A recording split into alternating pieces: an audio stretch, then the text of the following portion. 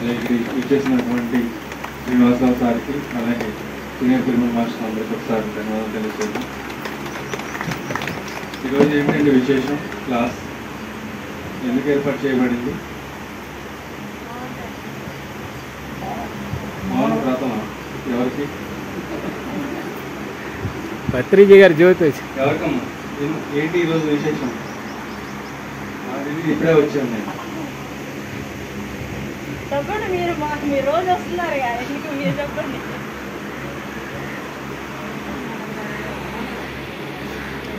ఆవిడ మౌన వ్రతం చేశారు, తను ఏర్పాటు చేశారు. ఇప్పుడు మనమే నేర్చుకోవాలి ఇక్కడ.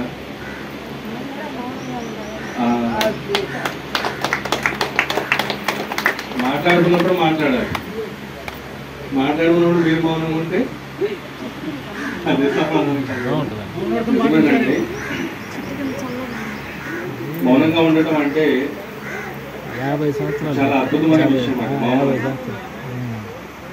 ఎందుకు అంటే మౌనంగా ఉన్న ఒక ఋషి ఏం చెప్తారంటే, నాయనా నువ్వు ఎందుకు మాట్లాడు, మౌనంగా ఉంటావు, ఏంటి అసలు ఏం జరుగుతుంది నీ లోపలని ఆయన ఎన్నిసార్లు ఆయన డిస్టర్బ్ చేసినా ఇప్పుడే ఒకసారి ఒక మాట మాట్లాడాను. మౌనంలో ఉన్న నేను నారాయణతో ఉండగా నరుడితో నాకే ఇలా ఏం పనండి నాకు, మీ అందరితో ఎందుకు మాట్లాడాలి? నేను నారాయణుడితో మాట్లాడుతున్నా, ఆయనతో నేను కలిసి ఉన్నా, ఆయనతో నా సాంగత్యం సాగుతుంది. మరి నరుడితో నాకేలా? నువ్వు మాట్లాడితే మొత్తం ప్రాపంచికమే, ఏదేదో మాట్లాడతావు చెత్త. అదే నారాయణుడితో మాట్లాడితే ఏమవుతుంది? అద్భుతమైన జ్ఞానిగా మారుతావు, నువ్వే నారాయణుడిగా మారుతావు. ఇది ఈ మౌనంలో ఉన్న రహస్యం. నిజంగా అందరూ చేయవలసిందే. మనకి ప్రతిసారి చెప్పిన 18 ఆదర్శ సూత్రాల్లో కూడా మనకి మౌనం గురించి ఒక కొటేషన్ ఉంది, దానిలో ఒక ప్రిన్సిపల్ అది కూడా. అలాగే ఇంతకుముందు ప్రాక్టీస్ చేద్దామని 3 days 5 days 11 days 41 days నేను గదిలోకి వెళ్ళి బయటకు రాలేదు. 41 days ఉన్నా. మా ఆవిడ ఫేస్ తప్పితే నాకు ఇంకా వేరే ఇంకా తెలియదు, బయటికి రాలేదు.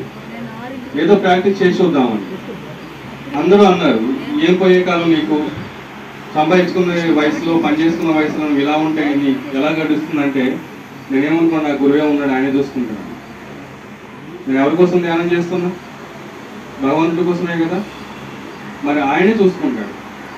సకలం సమృద్ధిగా హ్యాపీగా జరిగింది, అంత అద్భుతంగా చూస్తున్నాడు గురువు. అద్భుతం.